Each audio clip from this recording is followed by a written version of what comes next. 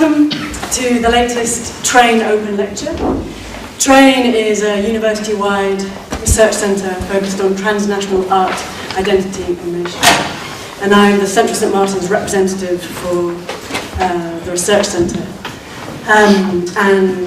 My name is Lucy Steeds. I work on, I lead a pathway here in exhibition studies and MRes, a research master's course, and I also work for After All publishing books in the exhibition history series.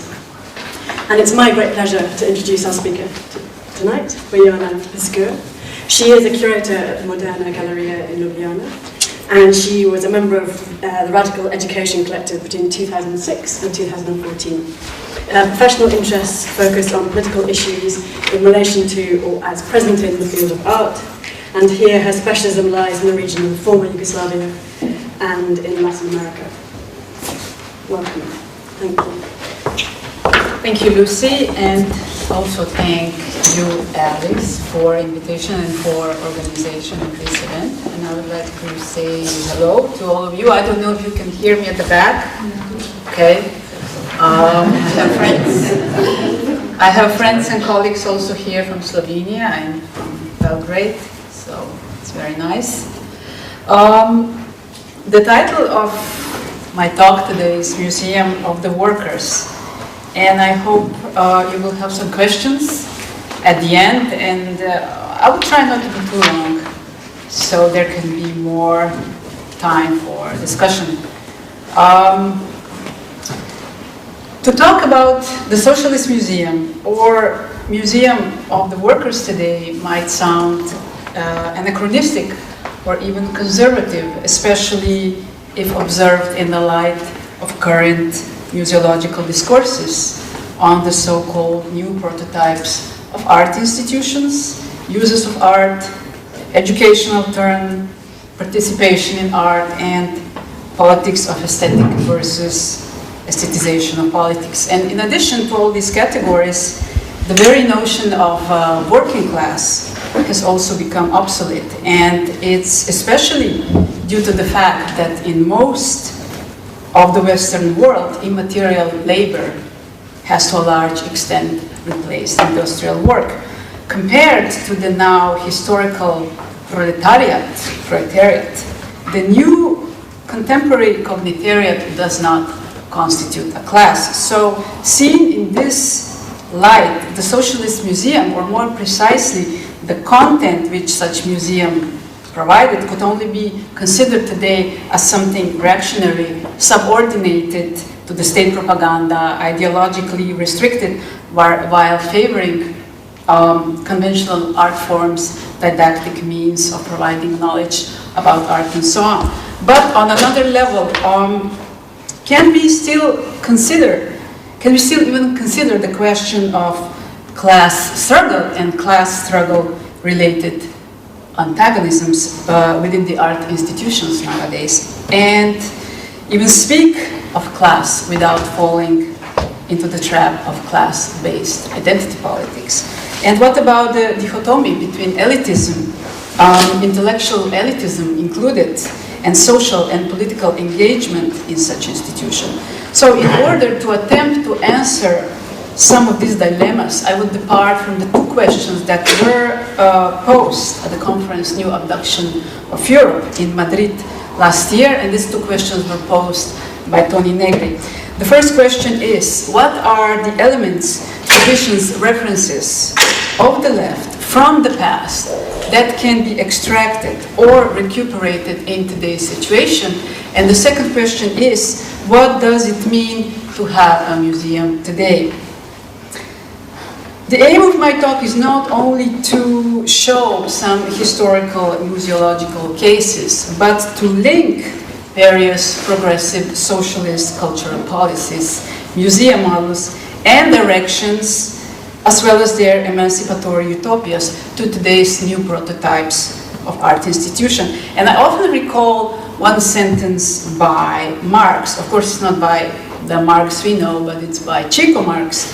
And this sentence goes like this: if you are in trouble, get yourself some history. You will still be in trouble, but at least you will have history. So it's not only meant as a joke, but what I want to say is that the important events of today bear with them certain historic moments, and these historic moments can be understood only and when they reach their extractive conditions, that is, the systems of relations in which they are understood. And it is in this direction that I would hope to develop some thoughts today in the talk. The idea of Museum of the Workers came to the fore during the October Revolution in 1917 in Russia, and there, for the first time in history, the working class, the proletariat, was considered as an active participant in creating a revolutionary culture. And what is more, the cultural front was of equal importance to economic and political front. So the ownership of the museums was passed into the hands of the people, that is the workers. And at the same time, proletariat cultural organizations flourished, and in 1917, Prolet Kult was established. And Prolet Kult means Proletarskaya kultura in Russian, that is proletarian culture. And the aim of Prolet Kult was to radically shift the, as some theoreticians wrote, radically shift the intellectual subordination of the entire working class away from the values of the bourgeoisie. So that's the end of his quote. And indeed, all sorts of studios, workers' clubs, factory councils, workshops, literary circles sprang up in various spaces, including factories, universities, and even the Red Army. So these activities were state-founded. And in 1920, so that's organizations peak, Prolet Kult had more than 84,000 members, and there were 6,000 workers' clubs and 850 museums in the Soviet Union. The aim of the Prolet Kult was to develop an independent proletarian culture. And Alexander Bogdanov, who was its founder, stated that everyone could become an artist, and that arts were not a domain of a gifted elite anymore. And so every worker could subsequently enroll in various workshops, either visual arts, theater, writing course, photography, cinematographic workshops, etc., and become a proletarian artist. However, the movement was in a certain way still artistically guided by established artists such as Malevich, Tatlin, Rodchenko, Stepanova, Vertov, Eisenstein, Lisitsky, Mayakovsky, and many others. But all these artists also shared in common, as Susan Buck-Morse, who researched these issues quite a lot, put it, and she wrote, what they had in common was a general tendency to move away from art and into life, in the lived experience of every day. They understood their work not as documenting revolution, but as realizing it, serving the proletariat in the active building of the new society. To summarize, proletarian's culture aim was to challenge the cultural predominance of the intellectual elite, and artists were not only participating in the social revolution, but redefining it on their own terms. And Kazimir Malevich said in 1919, "I have torn through the blue lampshade of color limitation and come into white. After me, comrade aviators sail into chasm. I have set up the semaphores of suprematism. Infinity is before you."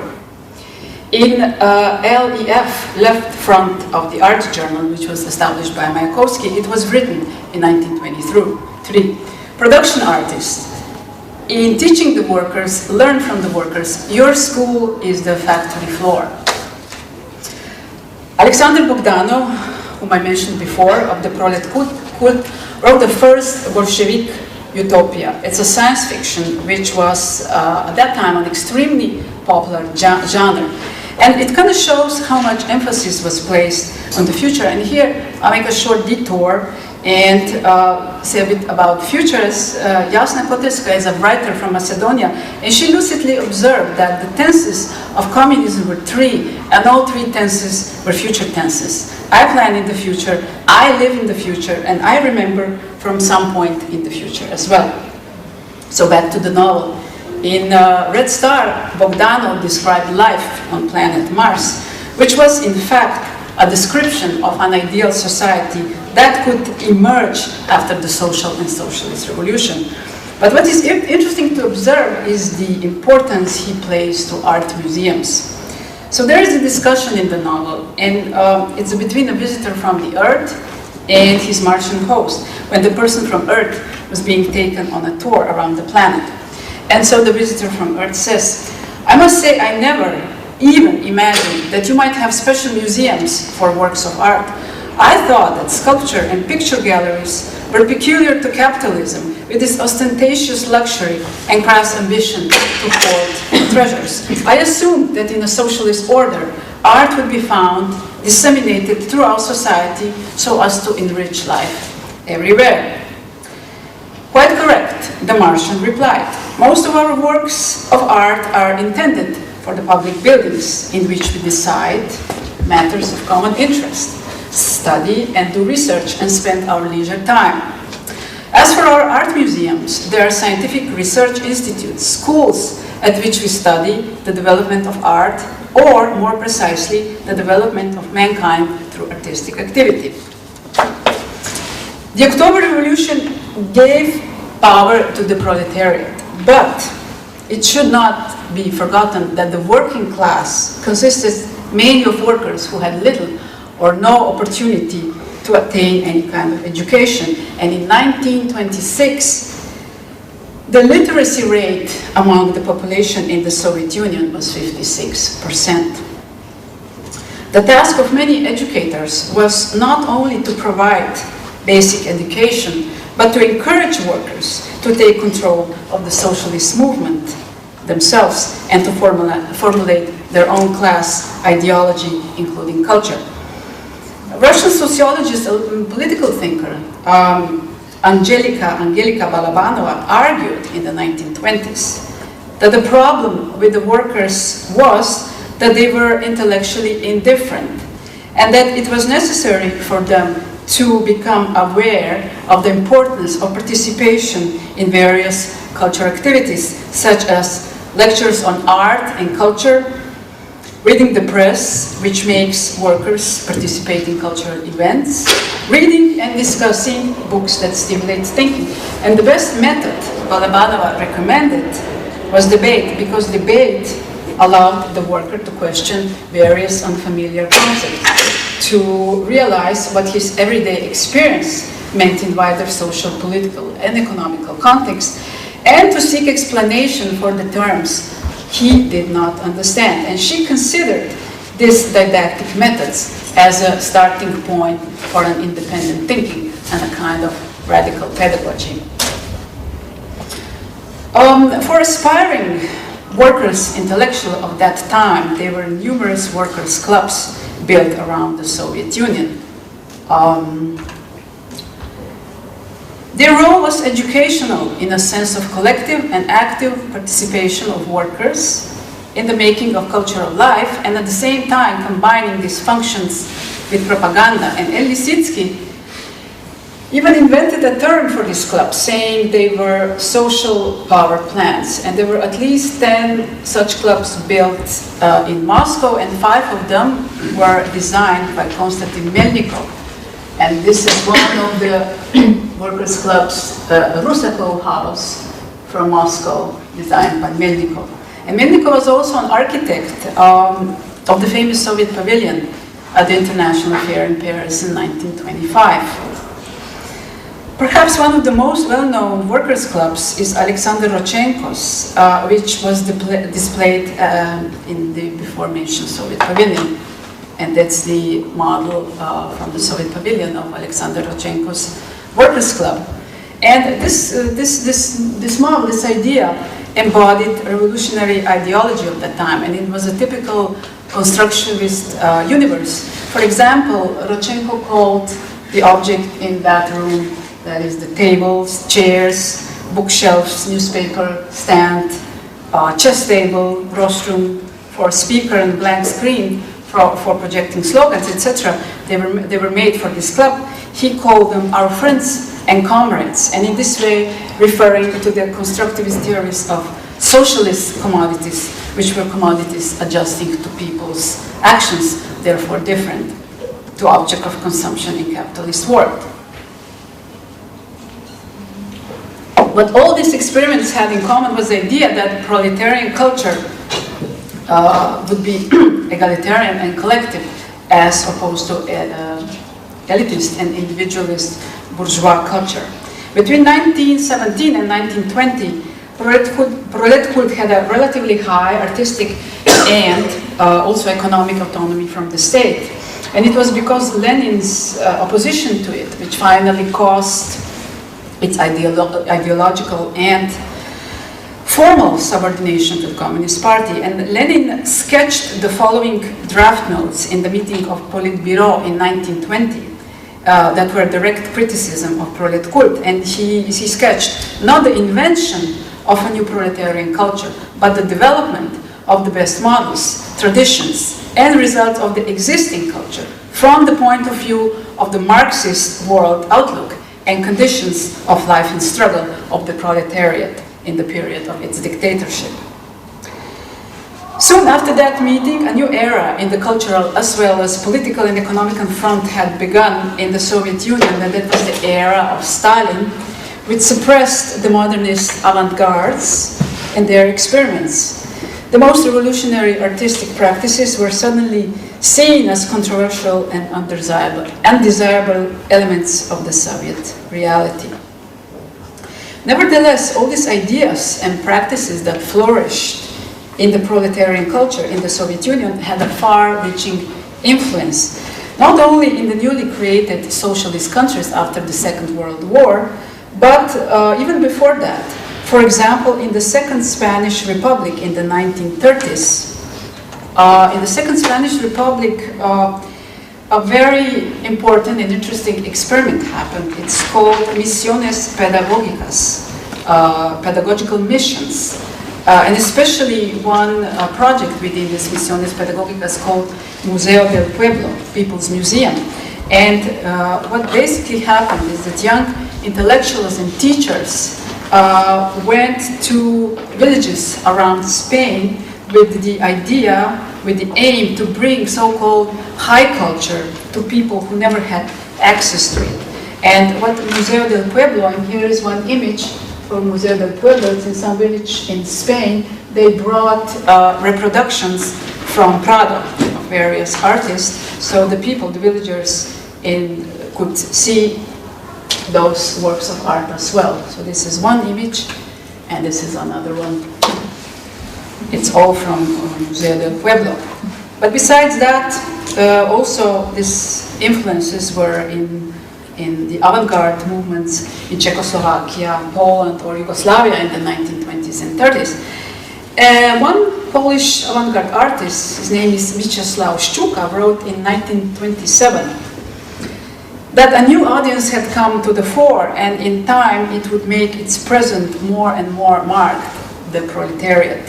He said, the artist has begun to think. He does not want to be a vain ornament of his society. He wants to cooperate in the organization of life. Only a new social system will make possible new conditions for this human activity we call art.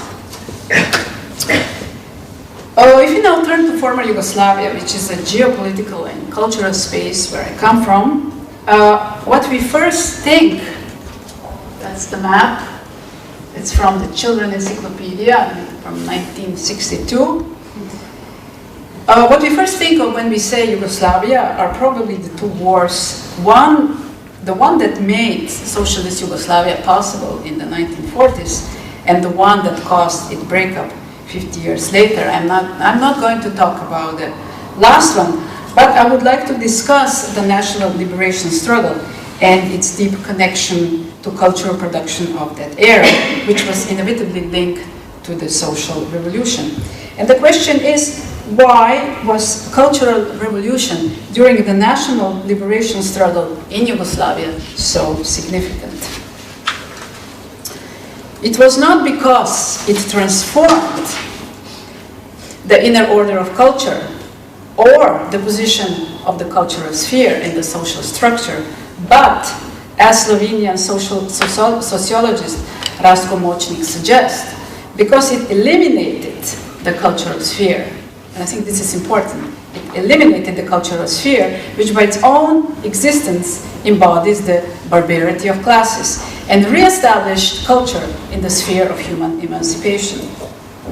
And this topic is particularly important because it sheds a new light on the art practices of that period. Because for a very long time, these art practices, so-called partisan art, have been associated only with their ideological function, but seen in this new light, through the new interpretations, they can be, on the other hand, considered an event, because they broke with the preceding art practices and began something different, something new. And not only did art involve the masses, that is the proletariat, in the process of artistic creation. For example, illiterate partisans, men and women, not only learning to write, but to write poetry, but also art and politics traversed the resistance movement and the social revolution. And as my colleagues in Ljubljana wrote, the art produced in relation to the partisan movement was actively involved in the movement's transformative process by being itself subjected to it.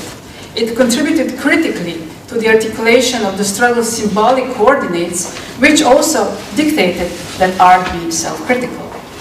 And that's the end of quote. Partisan art set up the impossible coordinates in the wider emancipatory project, a socially transformative process that took place during the national liberation struggle. And partisan art, various formats were being used, and this is some publications, poetry, children poetry, poetry written by the partisans, newspapers and magazines from the time of the Second World War.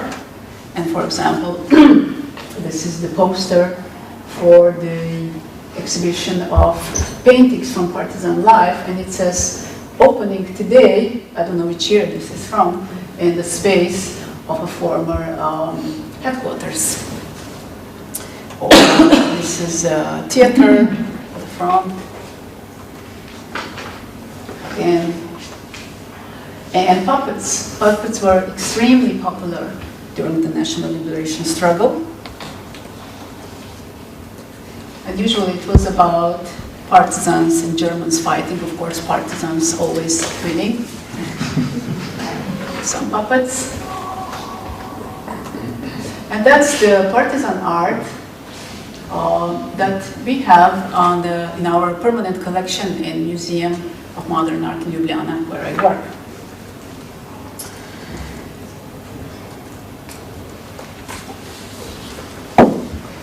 Now, if you look at the partisan movement and in its unique cultural production, we can find parallels to the relationship between culture and revolution in writings by political theoreticians and philosophers from Africa, Asia, Latin America, and especially from former colonies.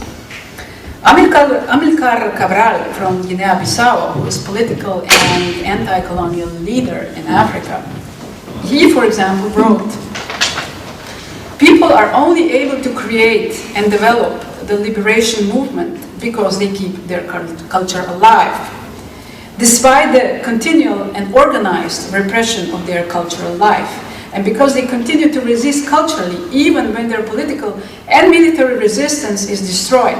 And it is cultural resistance which at a given moment can take on new forms, political, economic, and military, to fight foreign domination." And Enrique Dussel, who is a philosopher of liberation from Latin America, he emphasized the importance of the so-called popular culture, popular not in the sense of populism, but popular as coming from the peoples themselves, saying that the culture of cultural poverty represents the most uncontaminated and irradiative core of resistance of the oppressed against the oppressor. And similarly, Miklaus Komel, a Slovene poet and theoretician, pointed out that partisan art of the Second World War was political because of its very circumstances of origin. Poetry equaled combat, or to put it differently, words became weapons. And this topic is a relevant point also for current debates about culture as common resource, about democratization of culture, about access to culture, and so on, and how to raise the question of the repetition of the partisan gesture in art today, and would this repetition even be possible? After the Second World War, in the first five-year development plan, the first five-year development plan in Yugoslavia was between 1947 and 1951, the emphasis in culture in Yugoslavia shifted from the potential it had gained during the war to more general understandings of culture, such as literacy courses, reading circles, amateur culture, didactic exhibitions, and so on, which were to a large extent controlled by the Communist Party's organization called Agitprop. For example, in 1948, an exhibition of anti-fascist women front was organized in Moderna, Galerija in Ljubljana, and I'll show you some images of that exhibition. Only to be followed by the exhibition of airplanes from 1950 and exhibition Ljubljana under occupation, also from the 1950. And all these exhibitions were a sort of political propaganda combined with didactic methodology. If approached from today's standpoint, we could be very critical to such indoctrination attempts, but at the same time, we could also, precisely through such cases, question the role of the museum. And here I can only repeat old questions. Is museum a space of contemplation, or is museum also a space of social, is museum also a social and political space? And does museum contains in its operational and institutional logic also class antagonism? And to whom does museum actually belong? To the intellectual elite or to everybody? And how does this everybody enters the museum and participate with others on equal terms? In 1948, Yugoslavia broke with the Soviet Union, and very soon after it introduced self-management, which had a profound influence on the society as a whole. It introduced a new type of managing, labor organizations, the working people's participation in decision-making, and workers' council, and self-management brought about the increased autonomy of production economic units, which was a step forward from the planned economy as practiced in the Soviet Union, as it handed the factories to the workers. A particular success, if I may call it that, was the introduction of self-management in the cultural sector.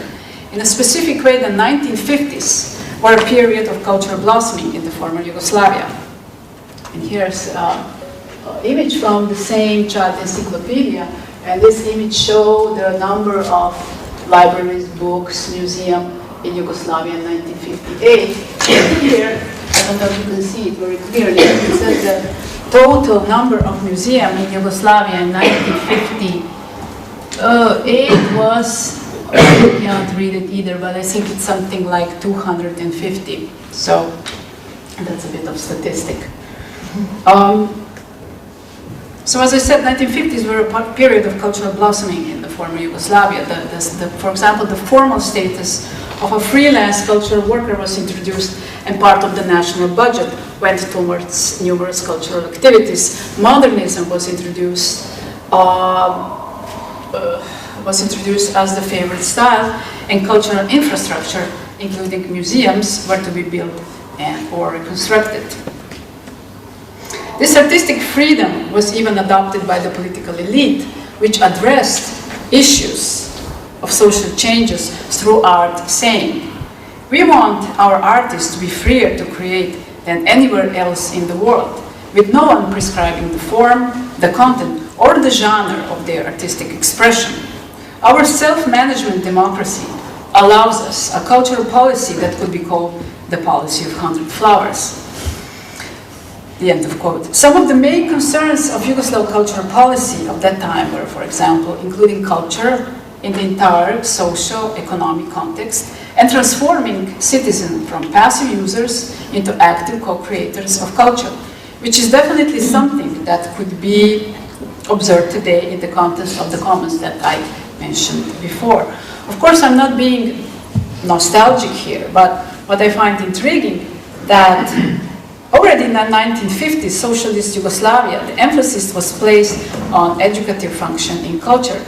And such as, for example, organizing the so-called Didactic Exhibition, as was the one called Didactic Exhibition on Abstract Art, which was an educational attempt by a group of artists from Zagreb in 1957, whose aim was to insert the idea of radical abstraction, which was gradually becoming a dominant academic form after the breakup of Yugoslavia with the Soviet Union, into the mainstream art. The Didactic Exhibition was consisting of reproductions of well-known modernist artists rather than original artworks, which were of course unavailable, and it served almost entirely an educational purpose. The exhibition was highly successful and influential. It had traveled all around Yugoslavia for almost 10 years and was set up in various spaces, city halls, schools, and museums, and so on. These emancipatory cultural practices took many different forms, including, for example, amateur cinema and photo clubs, which were established in factories and other workers' organizations. They provided, and I think this is also important, they provided opportunities for avant-garde experimenting in the spirit of socialist self-management. And this really special case is a bit similar to that of prolet cult, because in this way, certain links were maintained between the so-called high culture and the workers. In museums of modern and contemporary art in Yugoslavia since 1950s, art was brought from museums to factories to workers' association, etc., where special seminars on modern art were conducted with the goal to reach the broadest possible audience.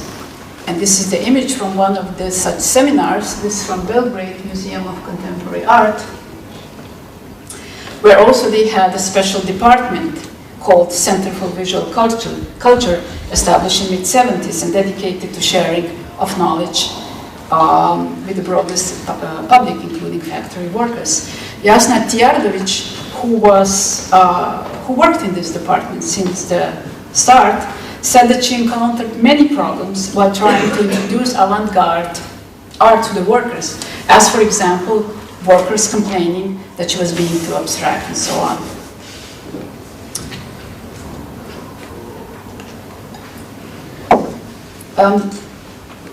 As already mentioned, in the socialist spirit, culture was meant to be an intrinsic part of the society where artists were equal with the workers. And if workers didn't come to museums or galleries to experience art, artists and museum workers would come to the factories. Museum workers would organize the Didactic Exhibition, and artists would co-produce their works in situ.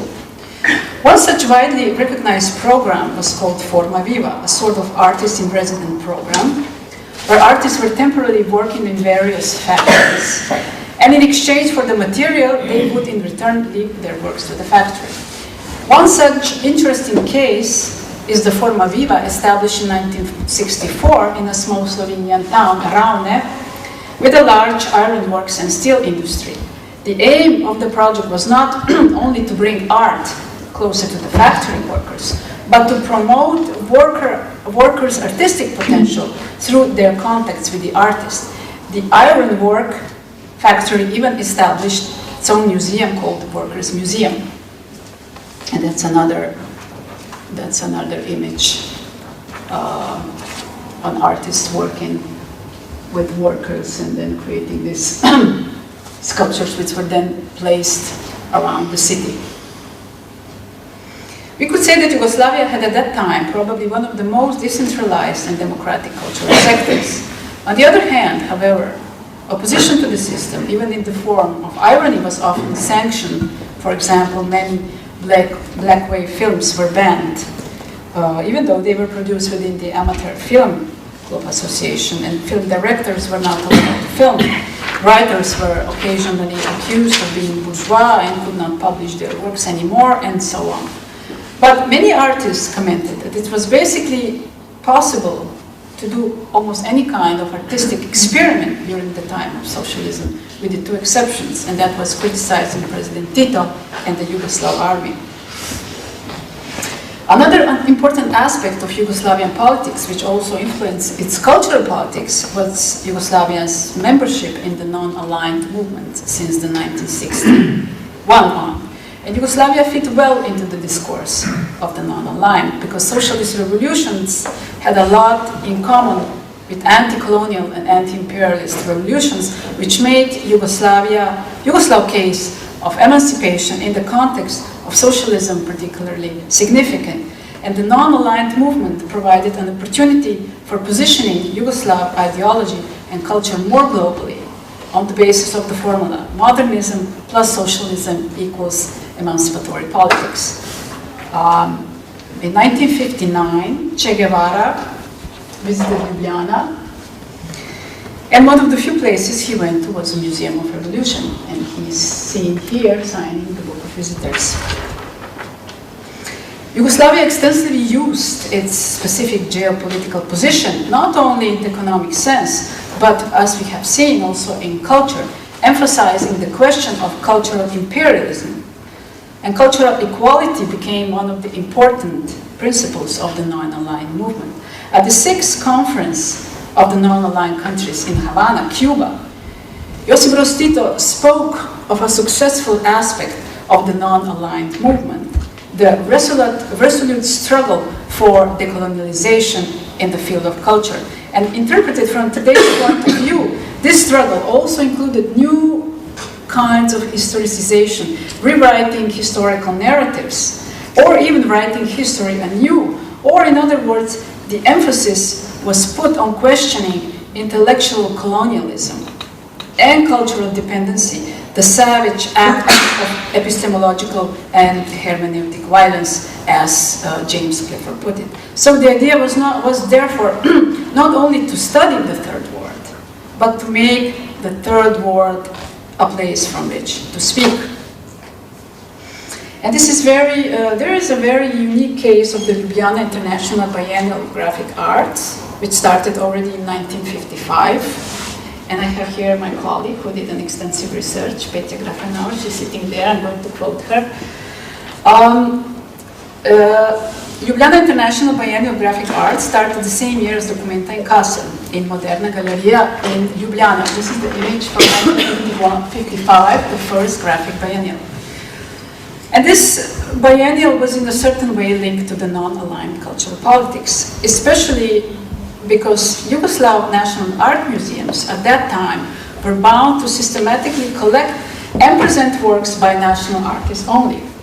The founder of the biennial was Zoran Kržišnik, and he was also a long-time director of this institution. And he saw this biennial as a possibility for a projection of values such as presence of freedom, modernity, democracy, openness, and so on in society. And the biennial was set to introduce abstraction in the art world in Yugoslavia and to prove that even fine art can be an instrument of slight liberal opening. Kržišnik pointed out in one of his interviews that he showed President Tito that the biennial of graphic art was actually a materialization of what was being referred to as openness, which was then seen as non-alignment. And President Tito seen here at the biennial, and President Tito publicly praised the graphic biennial saying, "It's marvelous that we have this gathering of artists from all over the world. New currents are being established, though I do not completely understand them." He's being sincere, of course. Since this exhibition project was unique in Yugoslavia, many people visited the biennial. Artists, this is the poster for one of the biennials. So artists, workers, students, domestic, foreign art critics, politicians, and so on. And in regard to the last, Zoran Kržišnik humorously put it, we open an exhibition while the politicians resolve their problems. And consequently, the biennial exhibited basically everything, the whole world, especially after the first conference of the non-aligned countries in 1961. And this aspect was also combined with international juries, which included directors and museums like the Guggenheim, the Tate, Tokyo, and curators and critics such as Pierre Stani, Harald Zeman, William Lieberman, and so on. But then also the question then also the question, why graphic art? First of all, for practical reason. Prints were easy to transport. Secondly, graphic art held a special role already in the partisan art in the Second World War, which meant that there already was a well-developed printing tradition in Slovenia. And finally, graphic art was considered the most democratic artistic medium. Subsequently, graphic arts have become so widely popular that they became part of everyday life of almost every citizen in Slovenia. Not only were the prints by established artists given to special awards or prizes to workers, but they were also hung in factory halls, shops, waiting rooms, schools, and in basically every living room around the country. It's worth mentioning, I make a slight jump here, but it's worth mentioning another case in this context. And this is the Unesco Seminar that happened in 1972 in Santiago, at that time socialist Chile, where a round table was held on the development and the role of the museums in the contemporary world. At this event, a concept of the new type of socialist museum was drawn up, the so-called integrated museum. And this museum would link cultural rehabilitation with political emancipation. The museum would closely follow social and cultural changes, that is, it would be socially progressive without being ideologically restricted by any political representation. And I don't know, can you see anything written here or not? Yeah. So, a little bit, yeah. Such example would be, if observed retrospectively, Museum of Solidarity, or the way it's called in Spanish, Museo de la Solidaridad, established in 1971 in Santiago, Chile. The concept of this museum was a common idea of the two people, President Salvador Allende and Brazilian art critic and exile in Chile, this was Mario Pedrosa. And this idea later on expanded into the international networks of artists, critics, and curators. And this is the letter of Mario Pedrosa to Salvador Allende explaining the museum. And I don't know if you see it here. It says the importance of this museum for the workers of Chile and whom the works in the museum should belong to.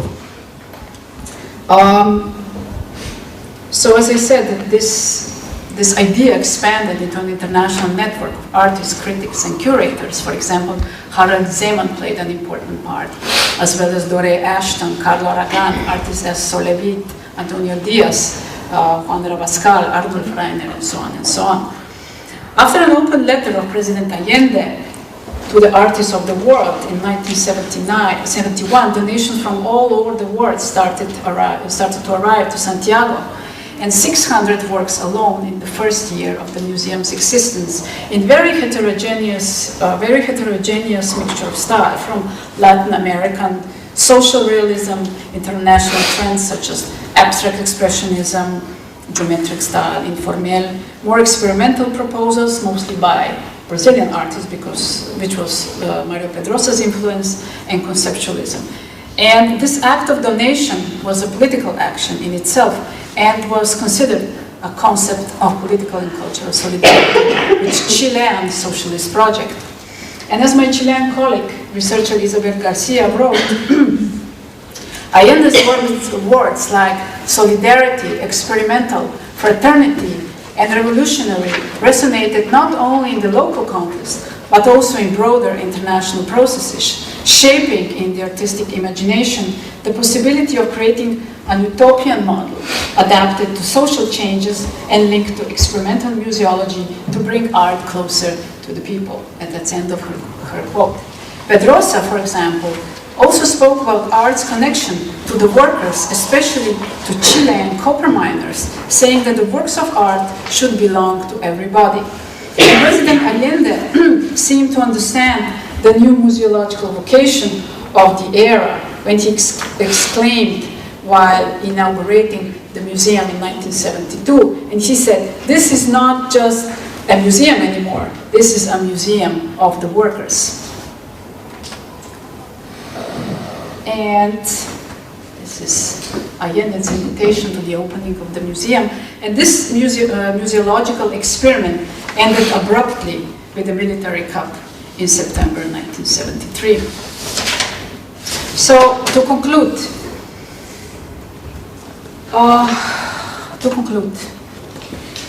looking back at what happened in the 1990s, it's quite obvious that museums in the former socialist countries of Eastern Europe slowly integrated into the global art system, adopting to a lesser or greater degree the Western canon of art history, and subsequently to the logic of capitalism.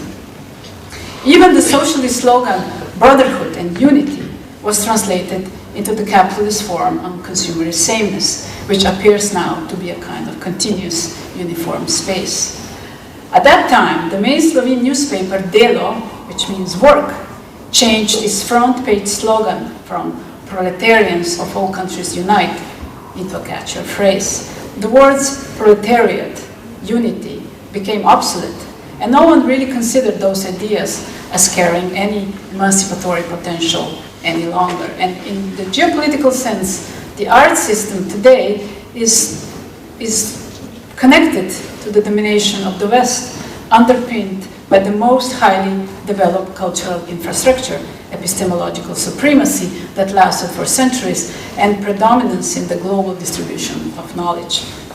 And Boris Groys summarized it well when he said that with the demise of European communism, we had lost the most significant alternative to Western uniformity in recent history in terms of differences and alternatives. But on the other hand, precisely because of what has been happening with the art institutions, there has been a renewed interest in the ideas of progressive socialist cultural policies, museum models and directions, as well as their emancipatory utopias, with an aim to recognize how and if they could be in any way applied to the new prototypes of museum today.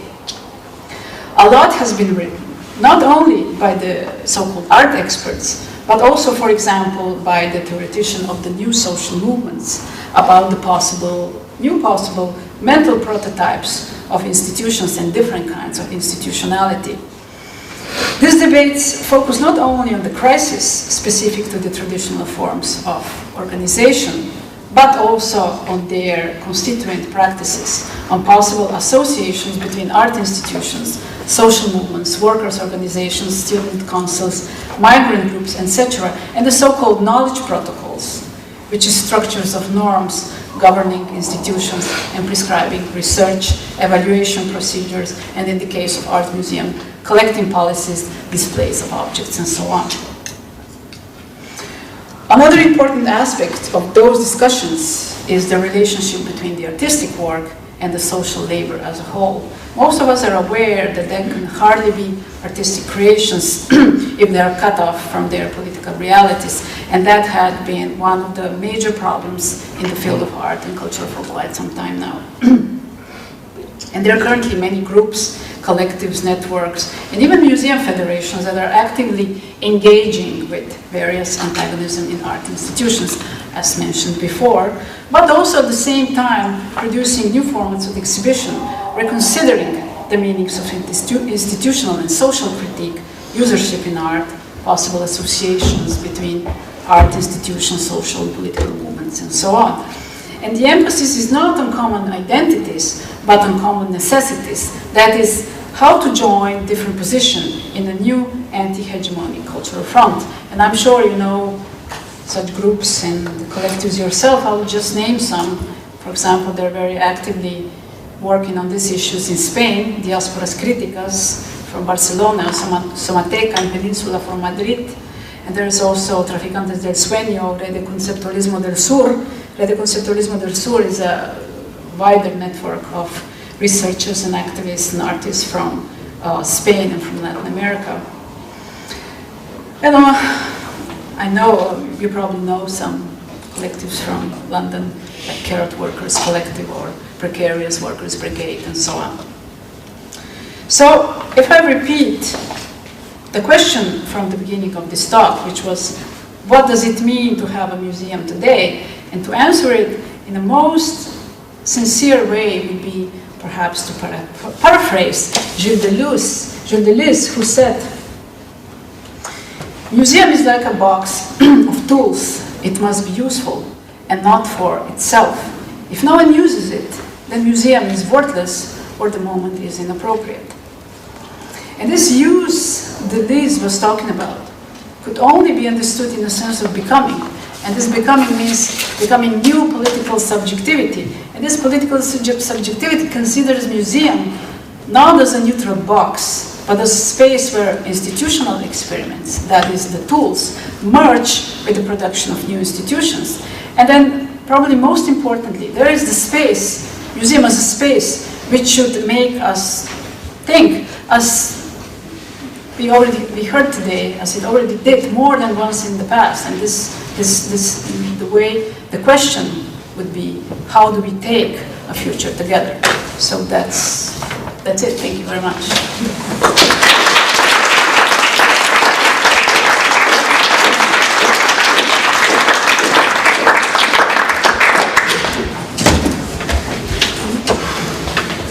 So we have got a microphone, and same we've got a microphone for Bojana, so I ask you to shout your questions, if you would.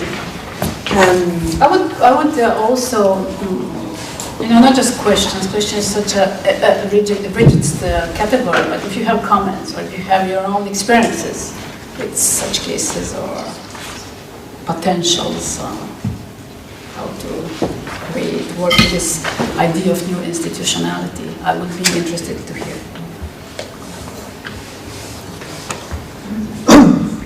Could you say a little bit more about this fascinating idea of cultural poverty and how it works as a practice?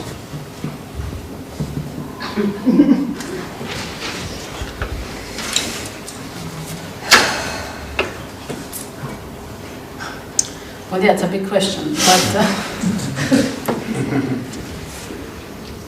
but I think you can relate this question to what I was saying, specifically to the partisan art of the time of national liberation struggle in Yugoslavia, the way culture was used in those circumstances as some kind of emancipatory tool to fight the oppressor, to start the social revolution, to engage in these issues actively. I think that was what I wanted to say, what I wanted to point out, and also expand to other places.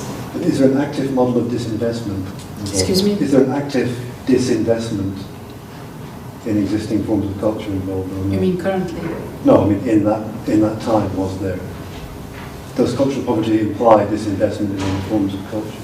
I don't understand what you mean with this. I mean, do you have to get out of culture to get elsewhere? I mean, do you have to disinvest or But the culture as such, I don't think it made much sense in those kind of circumstances. Right. So it had to be started anew. Right. Okay, that's all.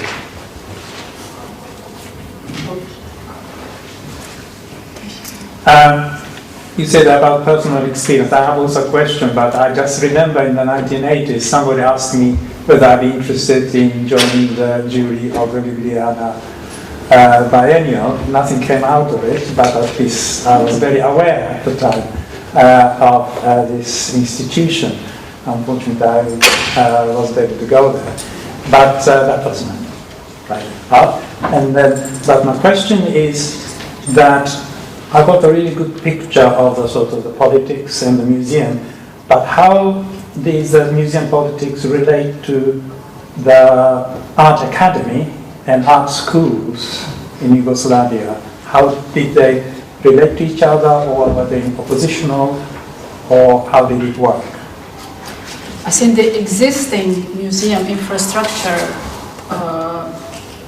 was in a way related to art institutions. And of course, we had a very strong department of graphic, and I think this is the direct link of the graphic biennial.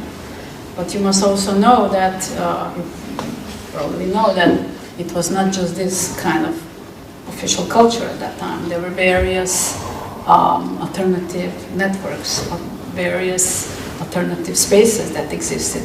But in my talk, I just focused on this particular aspect of cultural politics of Yugoslavia, which was the politics that was supported by the state. I didn't go into that other part. So, actually, the art academy and art schools moved slightly separately from that. Separate? So, because in Malmö you were talking about the museums, right? Mm-hmm. But then, sort of, there are like art schools or artist organization, which has been there. But they have been all interrelated, and they supported each other. I mean, it was a part of the national politics of that. Okay, so they were part of it. Yeah. Okay. Quick jumping in on top of that. Were there courses specifically in exhibition making? I'm thinking about exhibition design as a, I know in a Polish context that was very strong. Yeah. Didactic exhibition was actually taught as a... Not here. Not that I know. Maybe my colleagues know, but I want to say something. Maybe I'd say a few words about the intertwining of the academy and the biennial. The arts that came in with the biennial influenced the academy of what was taught in the academy of Ljubljana quite a lot. And because of the biennial also, the Ljubljana Graphic School was established. So I think the system on this level, national level and politically influenced and supported level was quite intertwined. And it acted both ways. It was a chance for the Slovenian Yugoslav artists also to get exhibitions out of the country. On the other hand, it also influenced the curricula and what was done in Yugoslavia, especially Slovenian arts. But were they then, for example, Belgrade establishment and Ljubljana establishment, how did they relate? Or they were again separate? Do you know? I guess there were connections, but I don't know. I think, and we're talking about the period from the 60s until, I don't know, late 80s. The situation in Yugoslavia was situated mostly in three cities, which was Belgrade, Zagreb, and Ljubljana. And what was maybe interesting and can tell the story in general was that the situation about the selection, like for the Venice Biennial, was done so that the directors of the main museums met and each year they decided for one artist from those countries, from those republics. Which on the other hand means that the republics like Bosnia or Macedonia didn't get much presentation on the Venice Biennial. But there was also this political side that like the idea was, and this is like just a story, that the art from Bosnia was really well suited for the exhibitions that were prepared to travel to South America. So that was, yeah. Thank you. Thank you very much. Just a really quick question. When we're talking about graphics art, is it specific to just print, like lots of different print forms, or are you also talking about works with like pencil on paper or pastel on paper? Which period you're referring to? To the partisan art? I was referring more to like the Biennale of graphic art. I just wanted to get a sense of what... I'm sorry, I just came to bring Bojana's lecture on the graphic biennial. Yeah, what was your question? I didn't... The techniques, yeah, whether it's just print or whether it's drawing as well, it's also draftsmanship. It was I think the first biennial, if I can tell the story because it's very interesting, was organized so that the director, at that time from Moderna Gallery, went on a trip to Paris. And there were some Slovenian artists living, like Veno Pilon. And through these connections, he managed to get to the Paris school. And this was the first batch of graphics that was collected in '55. And then with that, he could, of course, do all the organization, and it grew gradually. I think the first year there were like, I don't know, 16 or something countries. And with the development of the politics, also this selection grew, because we got representations abroad, and he was trying through that to get to see how art was, I don't know, developing in India or wherever. And also with the development of the biennial from the 70s forth, there became these strict rules on what kind of graphic art can be represented at the biennial. And I think it was described, only graphic art was considered that had less than, I think, 15 copies of the printed leaf. And it was very much the formal quality of the print was very important, meaning that, but also when silk print, and it was somehow, it came into the exhibition, but the main, like this formal way, was this formalism, quality of the graphic leaf, and small number of prints. But it's also very interesting, because obviously there's an interest in this biennial, to say that there was Robert Rauschenberger.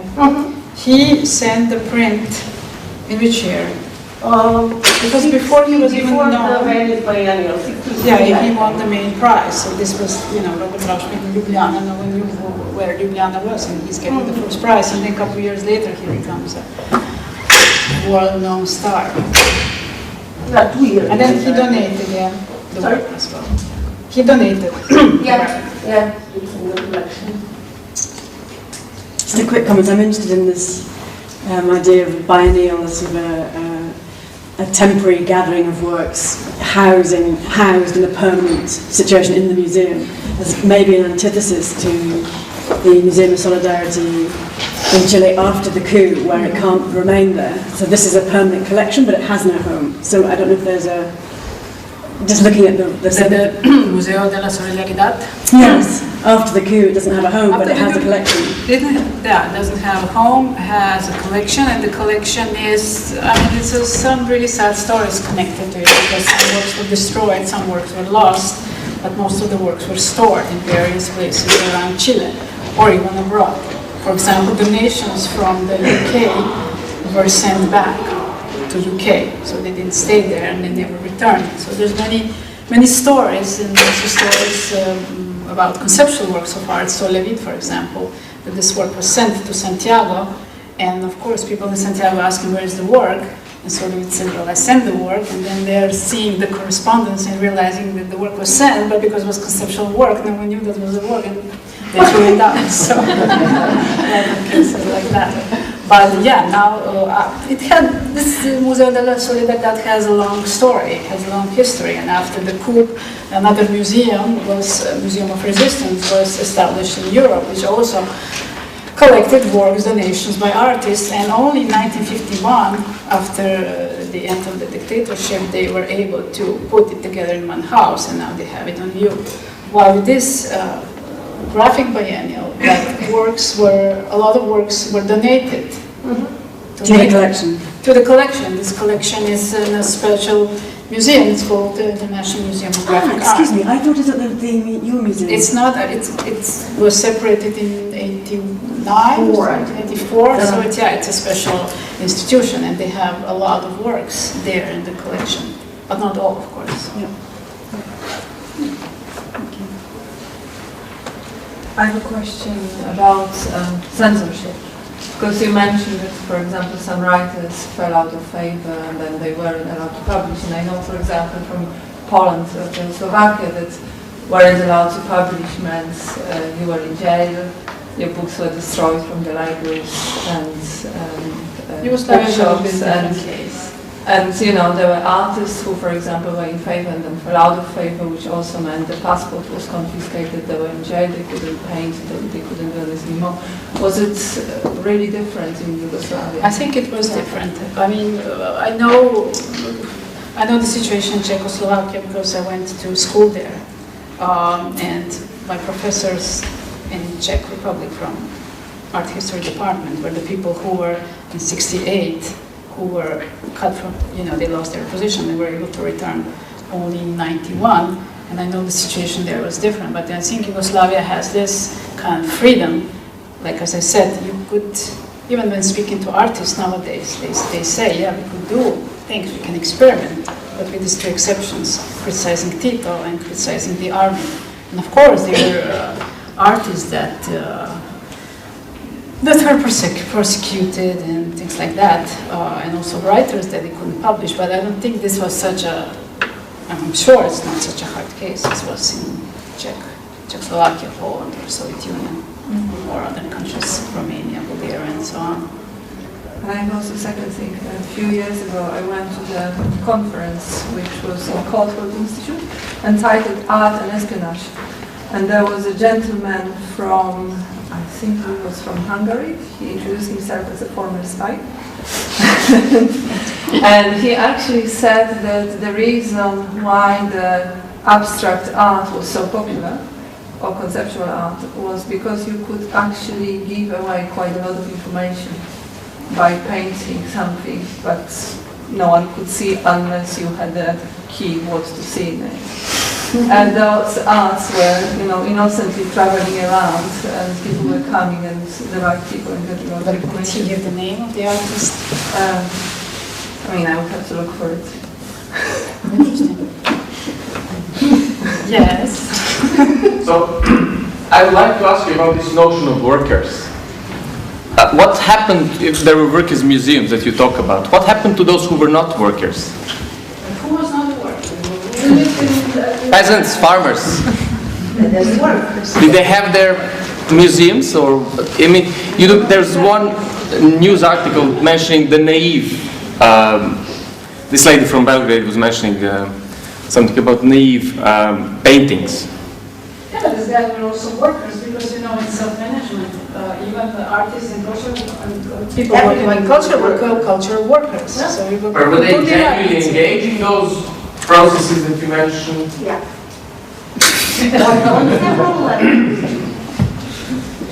So it's everybody basically, workers. Workers, what can I say? It's work. Okay. Some people want to go in, can't. I was just wondering what you mean, I suppose, just thinking about it in the context of now, the self-management of the cultural sector, when there is no kind of censorship in terms of, you couldn't criticise the government and the work you made, and things like that. I suppose I'm just trying to understand in what sense there was this self-management in terms of like the institution, like the institutionalism, like what did that look like? You know how it looked in the museum, for example, representatives were the workers from the museums. So these people decided at the beginning, not till 89 when they started working up, but they decided about all the matters, including the exhibition program. So this was a bit strange, but it's supposed to work like this way. It was even written in the Constitution. What? You wanted to say something? No, I was waiting to find something. Okay. So it was a flat structure. There wasn't any sort of I'm just trying to understand that. So to decide on like the programming, everybody would sit in a room and decide. Is that kind of what you mean? From what they told me in our institution, it looked like this. They made some coffee, sat around and decided about these kind of things. It was more in this informal way.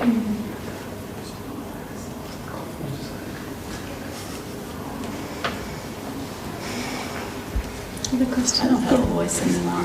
Yeah. Maybe a final question. Right? Yeah, a couple of questions. The first one is in relation to just a fairly basic question. The notion that we have of a museum or a gallery is that you have a permanent collection, small one, big one, whatever it is, but then there is a constant stream of other exhibitions moving through. So was that the concept that was there at that time? Because we all have a notion of what is there, what is here now. So Were there new exhibitions coming in every 6 weeks, 8 weeks, or even 6 months? Was that kind of a museum, or was it kind of more kind of static, more geared towards potentially the art schools in that way? Traditional with national collection and the works from national collection and exhibitions of national artists, like retrospectives and things like that. And then they had exhibitions, for example, Swiss architecture already early in the 1950s, and they had exhibitions, I don't know, French artists, and I don't know, many things, but they got this exhibition through the cultural exchange. Yeah. It was only after the 90s, I think, in the 1990s that we started making exhibitions, also inviting foreign artists and doing this, what we call today, contemporary art exhibition formats. Okay, and the second question is, what's the level of kind of archive development at the moment? Because I mean, we have the photos here, we have snapshots. I mean, how is that work from the past kept at the moment? Or is it just gone away in other places because there were donations, etc.? Can someone say, look, go to town A and you will potentially find what we exhibited at that time? Yeah, you can find, because there was in Moderna galerija was a documentation department established very early on, and they systematically collected all the clippings, media, everything about exhibitions, and they have this in their archive, and a lot of things from here, from this department. But for example, Museum of Solidarity from Chile, a couple of years ago, they found this 7,000 units from the archive correspondence, which, in my opinion, makes it's the most important part of that museum, because it showed not only how the museum was formed, but how all these ideas formed, and how these exchanges and networks and communication and all these political questions were posed up through this letter exchanges. You know, it's very interesting, for example, reading the letters of Dore Ashton from the United States, writing about situation in art, abstract expressionism, in which artists would donate the works to Chile, because, you know, what was happening in Chile, it was because of the United States that all the military coup happened. But it's interesting to read, to get this other aspect, how the artist, mostly abstract expressionist artists, saying, we are not supporting this kind of politics, we're not supporting socialism, we're not going to donate works. I mean, it's very clearly, you can find all these issues in this archive. And for me, this is a very interesting aspect. And it exists, and they're digitizing it, and at some point it will become available. So yeah, it exists, the archives exist. It's the most positive moment on which to end. Thank you very much, Bojana. Thank you.